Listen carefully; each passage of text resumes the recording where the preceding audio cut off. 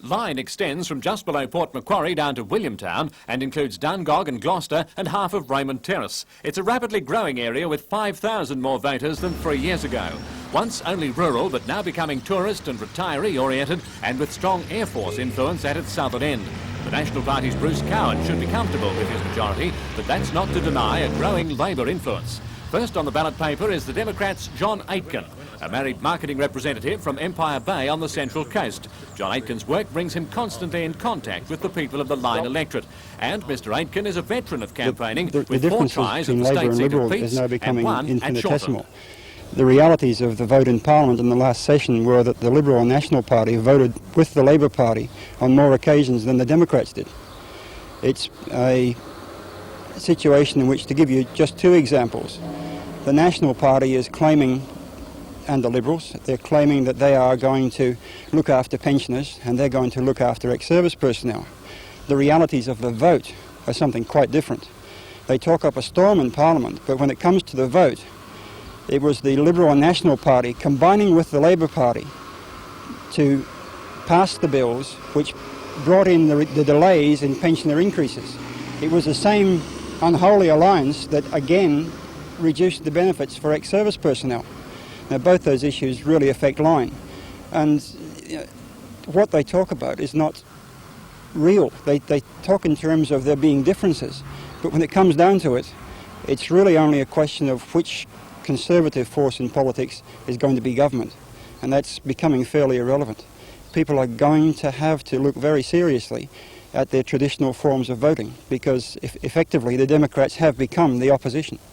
The sitting member is Bruce Cowan of the National Party, who in 1984 polled 57% of the Line vote. Bruce Cowan is a farmer from Oxley Island, below Taree, and is from a pioneering family of the Manning Valley. Mr Cowan entered federal parliament in 1980 after being in the state legislature for 14 years, for a time as Agriculture and Water Resources Minister. As federal member for Mine, Mr Cowan is active in several parliamentary committees. Hunter Valley. Here we are with a 20% unemployment within the valley here, and yet this is one of the richest areas of the world, not only Australia. Lovely port, we've got the minerals here in the ground. What's wrong with us? You know, I think that the people of the valley, the Labor people themselves, have had the Hawke administration. This is coming out every day as you talk to people. I have people phoning my electorate office who are complaining and say we won't vote for any political party at all. When you talk to those people, they are traditional Labor supporters. Hawke will go on Saturday because his own people are going to let him down. They recognise he's all right with the bonds and the bigger interests of Australia. It's the average Australian, the average unemployed person looking for work, the average family around us that we see in the streets here today. These are the people who are thinking, and these are the people who are going to return the National and the Liberal parties. That's my honest opinion.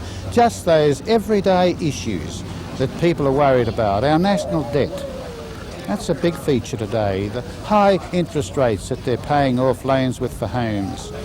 The way groceries are going up in stores. Everything we're touching. You know, Mr Hawke has let us down so many times. I think the people are fed up with this.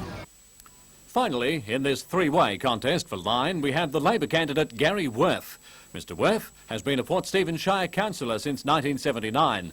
He's a biologist by qualification who once farmed oysters, but now teaches environmental studies at school camps in the Myall Lakes National Park. Gary Worth is 40, married with 2 school-aged children, and lives at Saltash. The Nationals have continued to show that they can't perform as a unified body, and I think the people can see this now.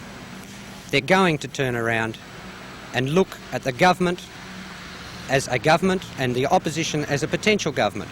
And what sort of a potential government are they when they can't even keep themselves together? So asking people to vote for you in Line, what could you give them? I can give them what the Labor Party's given the country: security, quality. It's given us a vision, as Bob Hawke said, of what we can be. We know what we are and we know what we have been. Let's take the best of that and meld it into something that will show what we can be. A country that will be the envy of the whole world. That's what we can be. 2 more election reports to come. Tomorrow night, Newcastle, and on Thursday, the closest contest here, Hunter.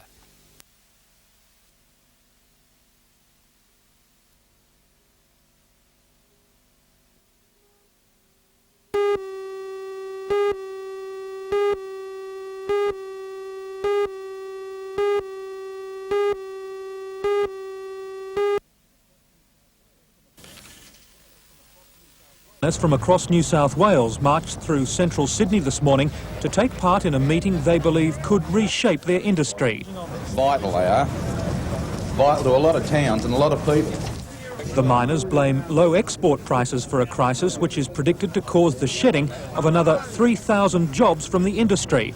As a remedy, they're demanding the establishment of a government-run marketing authority to sell Australian coal overseas.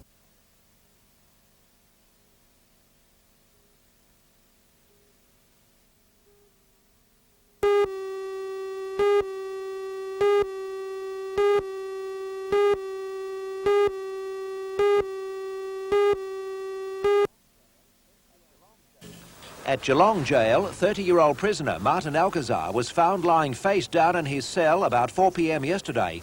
His throat had been cut. Alcazar was serving a 13-year sentence for armed robbery.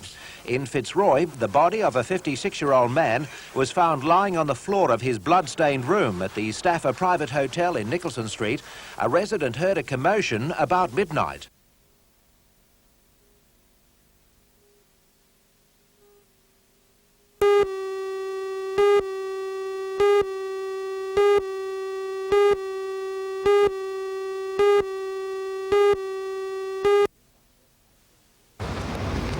Newcastle has seen little growth since last election, up only 109 enrolled voters to 66,364. The electorate has little room for growth. It includes the inner city area and Stockton, and Fern Bay is the northern boundary.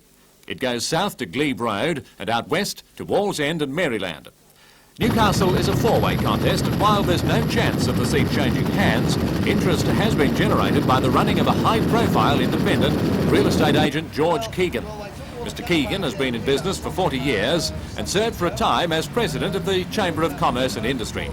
He's outspoken on community issues like the Swansea Bridge and is also involved with charity work.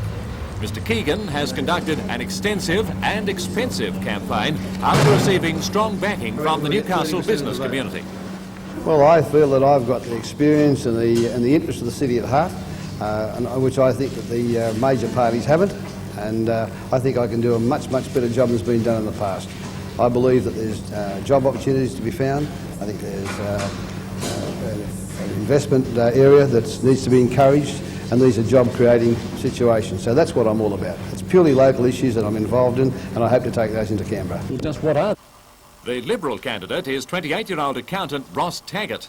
Newcastle born and bred, he joined his father's accountancy practice at Hamilton, where he specialises in looking after small business people. Ross Taggart represented Newcastle at swimming and surfing and lists debating as his other great interest. Mr Taggart has been a member of the Liberal Party for 2.5 years and was unsuccessful when he ran for the Newcastle City Council.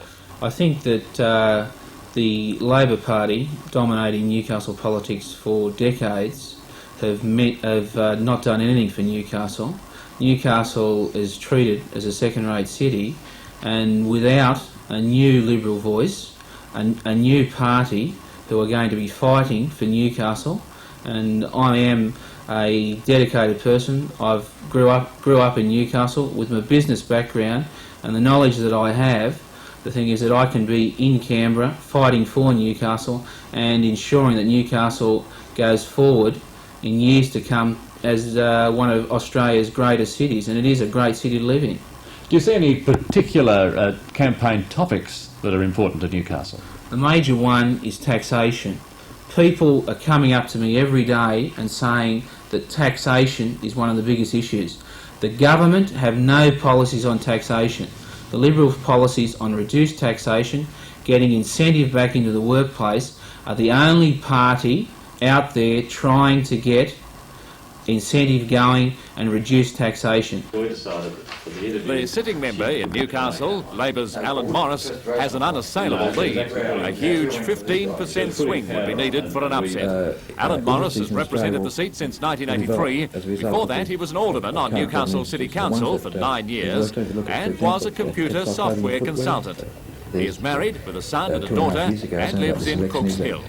The choice facing voters in Newcastle and Australia-wide is between maintaining the current direction of industry policy and cutting assistance to industry, cutting assistance to exports, export grants by government. What the opposition is saying essentially is that somehow industry will do better if we take away some of its support. It's a nonsense to use the tax cuts argument for industry because the effective rate of taxation on industry is something like half the nominal rate or the theoretical rate. So 32 cents on the dollar for industry, or 38 cents or 42 cents, would still be much higher than industry in general pays. The assistance that we're providing to industry is fundamental to moving it into a more competitive environment, in a more competitive mode.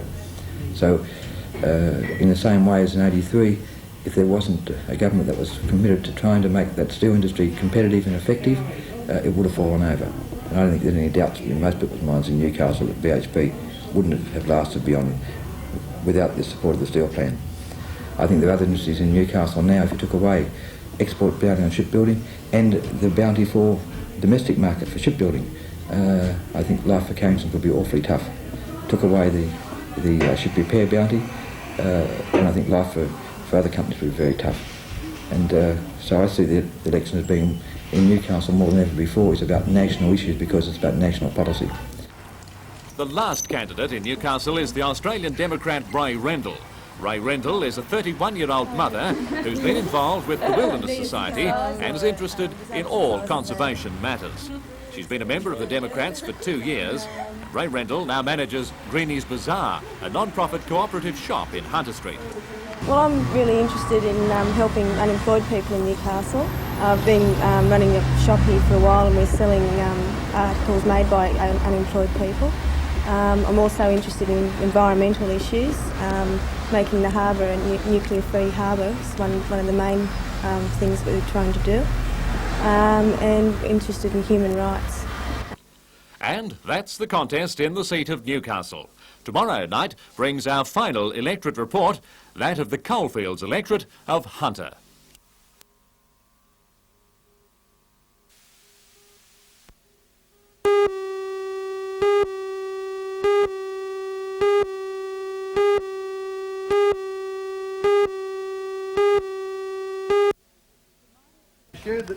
The miners took a hard line at this morning's meeting, voting against any changes to current work practices. They also voted to ban overtime. There are at least 700 workers facing imminent retrenchment at mines throughout the valley.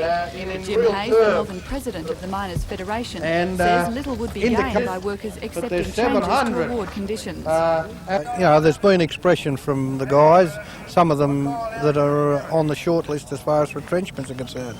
They said they come into the industry on the basis of the conditions that were in place, and if it means them salvaging their jobs to maintain the current conditions in the industry, they'd give serious consideration to that.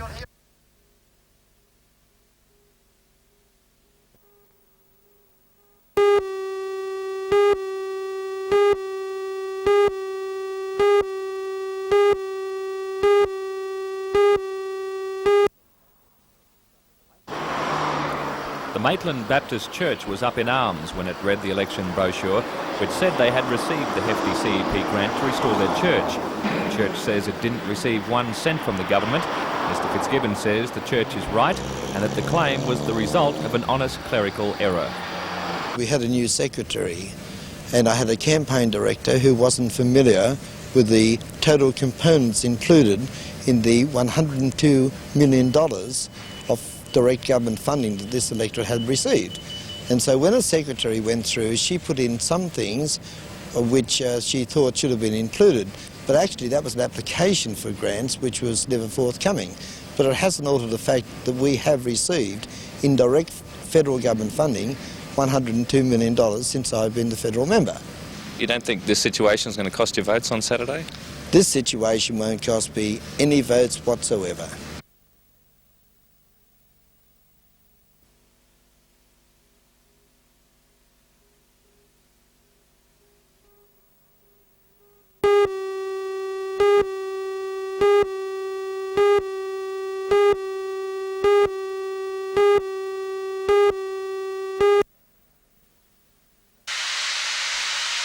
Senator Button's visit to the Hunter was only a morning affair, spending an hour on Talkback Radio in Newcastle, then touring the National Textiles plant at Rutherford. He took the opportunity to slam the federal opposition's industry policies, saying they were hastily developed and were conflicting. Senator Button says under Labor, Australian industry now has a big future. I can see a whole range of industries like the motor vehicle industry, like the steel industry, increasing their exports. Now, that's happening already. Next year we'll export $300 million worth of cars from Australia. We haven't done that for 17 years. Now those sort of things mean that industries are getting their act together, getting internationally competitive and replacing the lost earnings we've had in the past from the primary industry sector and the mining sector.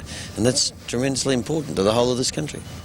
Senator Button's visit also coincided with the State Bank report that there's been a downturn in small business activity in the Hunter.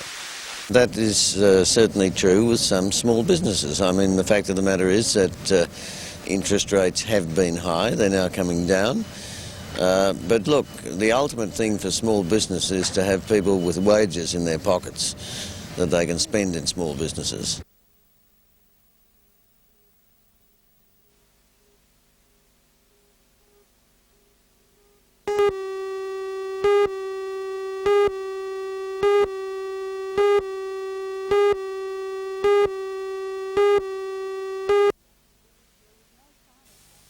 There was no sign of the upheaval that's hit the mine. Saxon Vale was idle, a legacy of the strike by Northern District miners.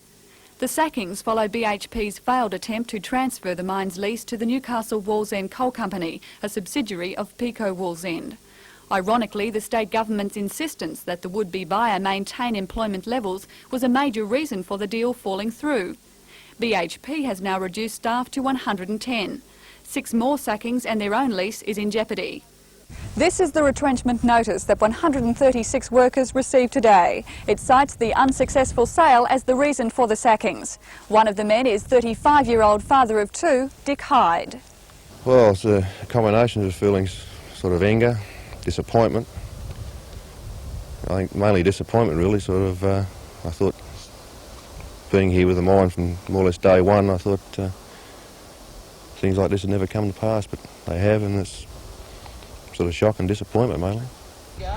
Many of the workers who are left say they are afraid their jobs are also on the line. Tony Richards is a senior open cut examiner.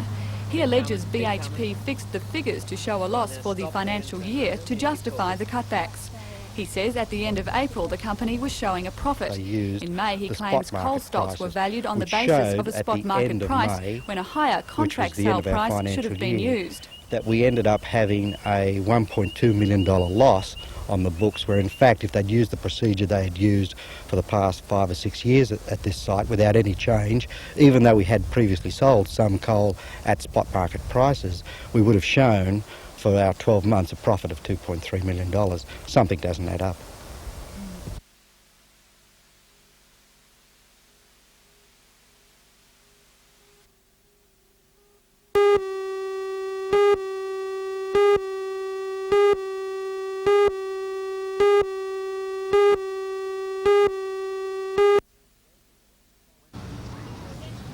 When polling booths opened at 8 o'clock this morning, there was already a steady stream of people eager to cast their vote.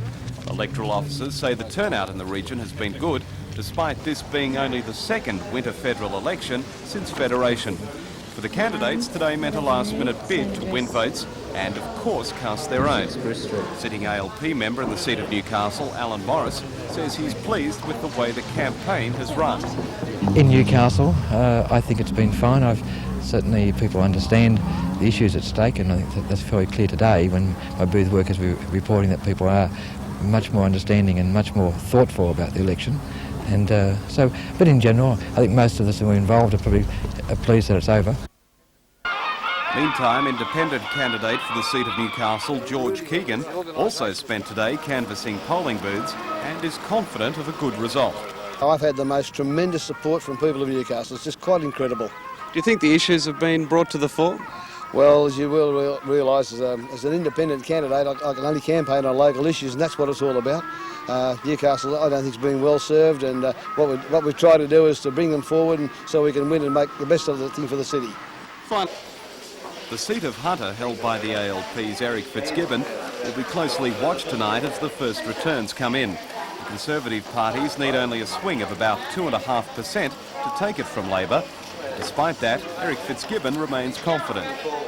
Well, I'm feeling confident, yes, but I'm never, as the Prime Minister says, I'm never cocky. We just hope for the best. And for National Party candidate for the seat of Hunter, John Turner, today has meant the culmination of 2.5 years' work. It's all seemed to come together, Mark. It's been 2.5 years and it's just dovetailed nicely into July 11.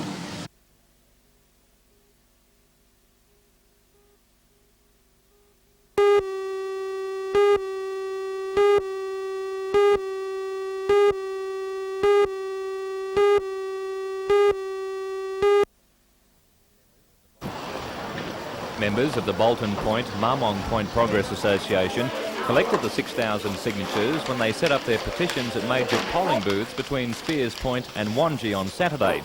Those now take the total to 9,000 signatures. It wasn't all roses for members of the Progress Association. Some were abused by mine employees as they canvassed for signatures. We were expecting a little bit because some people weren't aware of what we were about. We're not about miners' jobs and we're not about stopping longwall mining. We're very concerned that they protect our homes, and that's what we're after, protection of our investment and our property. And a lot of miners live in our area and they're just as concerned as we are about protecting their houses. And we're not against longwall mining, we're just against longwall mining under our residential areas. You've also managed to get all the aldermen and the mayor to sign the petition. Yes, that's right. We went along to the council meeting and they've all signed our petition to say that they're against longwall mining, and we're hoping that they'll come along to our meeting on the 26th of July at Boorrigal High School and lend their support, because we're having a big meeting there to express to the relevant ministers and to hopefully to the Premier that we are very concerned, and we're hoping they'll come along and give their support. Thank you very much.